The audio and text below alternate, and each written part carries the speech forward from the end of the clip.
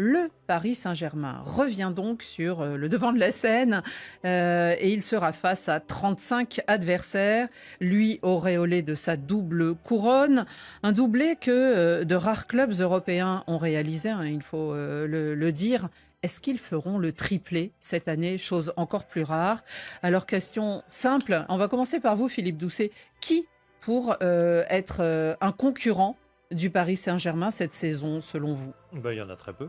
Il y Oui. en a de moins en moins. C'est un peu le problème du football à l'heure actuelle. De moins en moins d'incertitudes, puisqu'il y a de moins en moins de clubs qui ont les moyens financiers en fait, de concurrencer. On sait que le Oui, PSG, Manchester City et autres n'ont jamais de problème financier, évidemment. Le Bayern, lui, pour des raisons vertueuses, n'a pas de problème financier. ouais. Donc c'est un C'est candidat. une autre formule, Oui, c'est mais la vraie. vertueuse, C'est le seul vrai modèle qui existe aujourd'hui dans le football européen, c'est le Bayern Munich. et qui Il n'y en devrait a pas vraiment inspirer bien d'autres. d'autres, Qui devrait le inspirer football tout le allemand. monde, et notamment l'UEFA, la FIFA et autres, qui devraient instaurer des vraies règles. Parce que j'ai peur qu'avec le temps passant, finalement, je pense que le PSG a peut-être 5-6 rivaux maximum. Il y a peut-être 5-6 équipes qui peuvent gagner la Ligue des Champions aujourd'hui et c'est dommageable. Avant, il y en avait une bonne dizaine. On était content quand Dortmund, une fois de temps en temps, pouvait gagner. Porto, Oui, ou ou des fut un temps équipes. Steaua Bucarest et Mais d'autres clubs oui, d'Europe alors centrale. là, on remonte beaucoup Oui, plus loin, bien mais sûr, même dans les années 2000, c'était encore possible. Dans les années 2020, honnêtement, il y a 5-6 clubs qui arrivent en finale maximum, quoi. Il y a eu Tottenham une fois. oui. Enfin, Et c'est souvent c'est les une mêmes qui gagnent. demi-surprise. Mhm.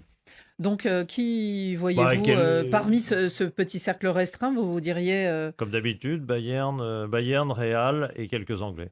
Ouais. Et Barcelone, peut-être. Peut-être. Pas très sûr, mais pas très Alors sûr. Xavier, Ouais. qui verriez-vous comme concurrent cette saison? Bon, il y a toujours l'incertitude du sport quand même, d'un match, d'un fait de jeu, on va dire, qui peut renverser ou changer un match. Mais dans cette course en plus qui est modifiée, il n'y a plus de match aller-retour, c'est ce mini-championnat. Qui Mais verriez-vous à la fin, gêner le Paris on Saint-Germain voit en plus moins? vraiment de surprise maintenant dans le dernier carré, c'est que les équipes attendues, souvent les classés 1, 2, 3, 4 à la fin de la saison Ouais. régulière, sauf quand le PSG effectivement Passe par les brouille les barrages. cartes en passant par les barrages. Mais, Ils aiment bien. mais ça leur est arrivé ces 2 dernières saisons. Donc là, l'objectif, c'est de s'épargner un tour supplémentaire Ouais. en finissant dans les 8 premiers. On verra ce qui se passe. Mais je pense que les deux favoris, et là je rejoins Philippe Doucet, c'est le PSG et le Bayern, parce que eux, ils ne jouent pratiquement que la Ligue des Champions désormais. Leurs championnats nationaux, que ce soit la Ligue 1 ou la Bundesliga, sont devenus des terrains Des d'entraînement supports pour la pour, Ligue des Champions. C'est pas le cas pour le Real et le Barça et l'Atlético dans la Liga, et c'est encore moins le cas pour les clubs anglais, qui eux jouent des championnats extrêmement concurrentiels avec beaucoup plus d'intensité. Et puis quant à la Serie A, on sait que le football italien est un peu en déclin. L'Inter de Milan qu'on a fait un peu illusion ces dernières années, mais bon, je pense ils ont atteint leur plafond. Donc oui, le Bayern et le PSG devant, puis derrière le Barça, le Real, et puis les clubs anglais, Arsenal, Liverpool, Manchester City. Voilà, je vois pas qui d'autre peut gagner la Ligue des Champions désormais. Rémi, Le monde à l'envers. allez-y. On vous dit que le meilleur club du monde, on le cite vers les 15e positions, alors que le club a 15 Ligues des Champions. Et là, tout de suite, j'ai entendu Philippe Doucet nous raconter l'argument financier avec, par exemple, les Qataris. Mais pour l'instant, c'est le Real qui est le club le plus riche du monde. Et quand on essaie de regarder maintenant aussi, quand on me dit que non, on ne voit pas grand-chose. Plus riche, Pour l'instant, plus riche ou plus gros budget? Et C'est pas pareil. Hein. pour l'instant, C'est pas pareil. le PSG a combien d'argent et le Real combien? D'argent, c'est infini. Voilà, c'est-à-dire Mais de budget, non, 800 officiels. que ce soit budget, que ce soit ce qu'on appelle les recettes, le Real est très loin devant. Ça, c'est ce qui est clair. Mais maintenant, quant à ce qu'il s'agit des formes actuelles, bon, je vais encore dire que ce PSG-là, nous l'avons vu, il n'est pas aussi... Oui. Bon, et même... Vous vous si souvenez, on... il y a exactement au début de la saison dernière. Voilà. On pose et la même question. la saison dernière, Rémi, c'est le une PSG question. n'a pas écrasé tout le monde. Mais On oublie Rémi, quand même Arsenal. c'est une J'ai- question théorique puisqu'on a pratiquement vu personne jouer. On a vu 1 ou 2 matchs de début de saison. Le Mais mercato on a n'est vu pas Arsenal. terminé. On a vu Arsenal jouer. Et au-delà de ça, je crois que Arsenal garde un très bon effectif, alors que le Il y a PSG, une lui, continuité. plutôt, va étant épileptique. Parce qu'aujourd'hui, on a par exemple Barcola qui, aujourd'hui, s'il est perdu par le PSG, c'est-à-dire qu'on aura moins de percussions sur les côtés, donc côté L, et maintenant aussi on regarde au niveau de la défense, et ce que le Portugal a produit au niveau de la Coupe du Monde, on croyait que c'était les meilleurs milieux du terrain du monde, mais quand on a vu la production de ces joueurs du PSG avec le Portugal, ce n'est pas exactement ça. Bon, pour aujourd'hui, Avec Luis nous Enrique, c'est croyons... le cas. Oui, bon, mais ils ont parfois été dominés. Donc vous N'oubliez dites qu'ils ne sont pas n'oubliez partis que- pour un 3e titre. Oui, parce que le PSG a eu, par exemple, un match compliqué avec le Bayern. C'est quand même 5-4.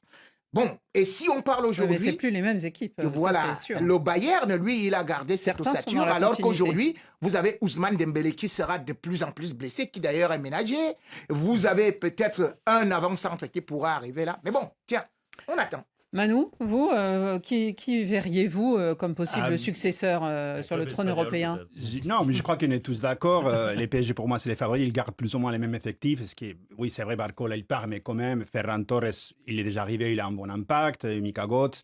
Et surtout, l'effet de jouer la Ligue 1 aussi, que ça aide. Bayern et Arsenal, je crois qu'ils sont toujours favoris à cause qu'ils sont solides comme club et l'effectif aussi.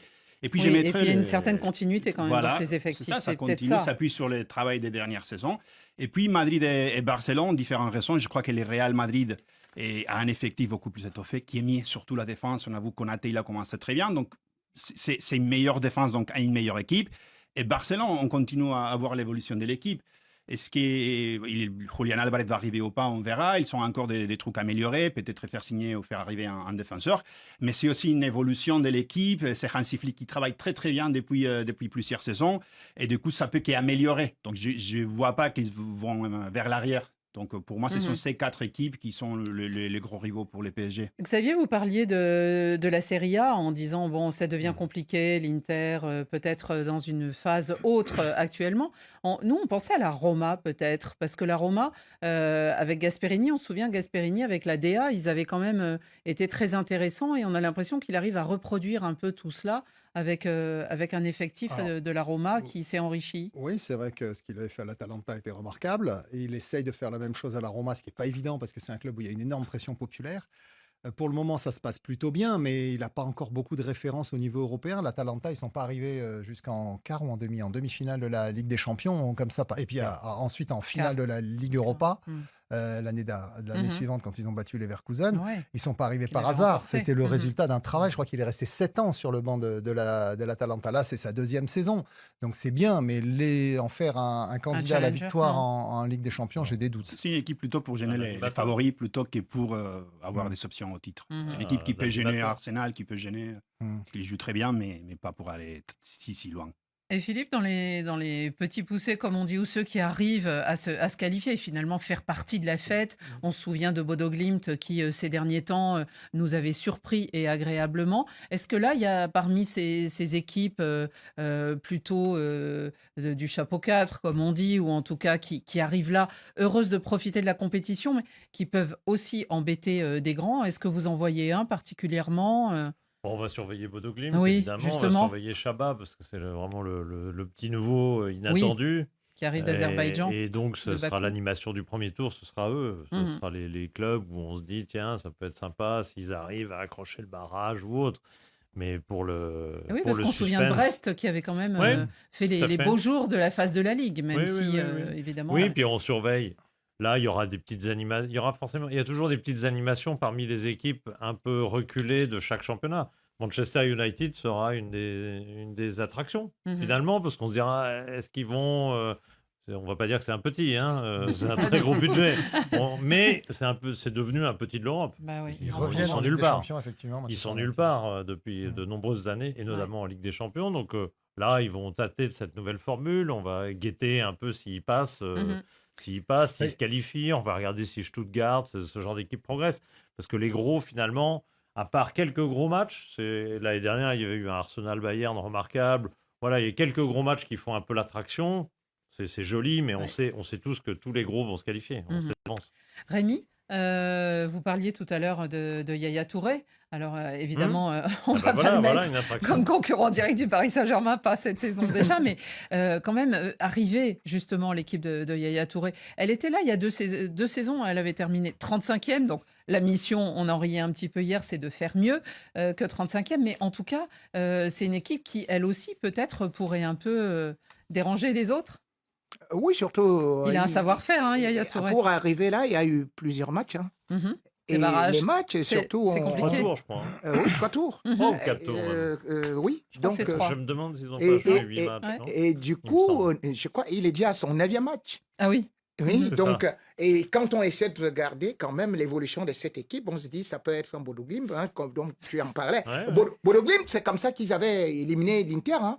Et quand on voit aussi l'organisation tactique de cette équipe, on se dit quand même qu'elle est un peu solide. Ils ne viennent pas pour rigoler. Non. Donc, ils ont un petit budget, mais et c'est ça que je disais à Philippe, qu'il faut faire attention avec l'affaire des budgets.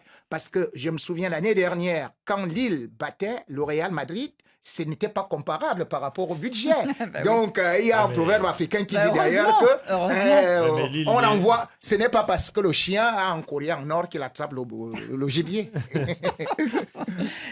Vous vouliez ajouter quelque chose, Manu Oui, Teladios? il y a des équipes. Fenerbahçe qui a un effectif assez puissant. Je Ouais. crois qu'il y a un magnifique niveau pour un club de la Turquie. Ils ont pas encore, ils se sont pas encore entraînés tous ensemble pratiquement. Hein. Oui, Ils mais sont en c'est une début de- équipe surtout qui Mais aussi. les noms sont incroyables.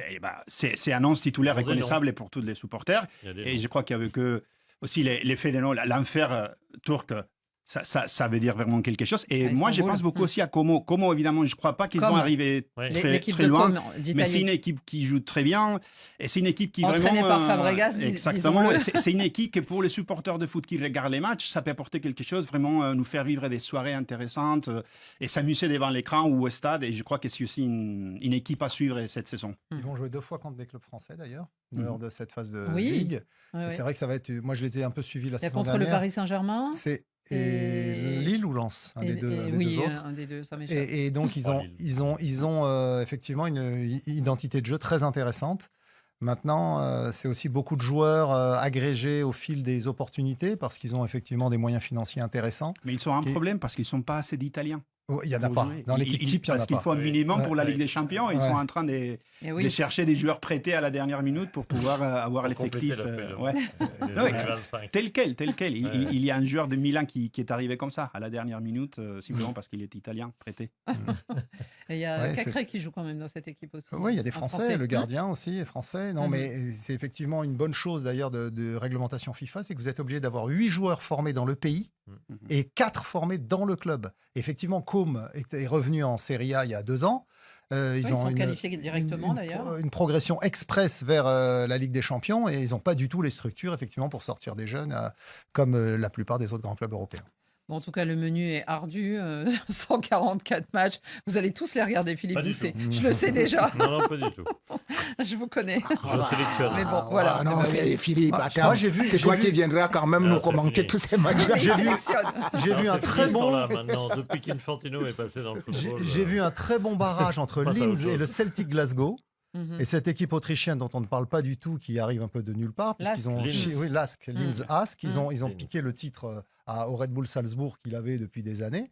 Et en fait, c'est une très bonne équipe avec plein de bons joueurs. Et il y a même 6 Autrichiens dans l'équipe qui jouent. Donc, c'est vous dire si effectivement on peut faire des équipes compétitives, en tout cas pour la Ligue des Champions, avec un minimum de joueurs issus du pays. Ah, Bodo Glimt, tu peux parler aussi de ça. Ouais. Ouais, ouais. Ah ouais, il y a On 9 en Norvégiens parlera. sur le 11.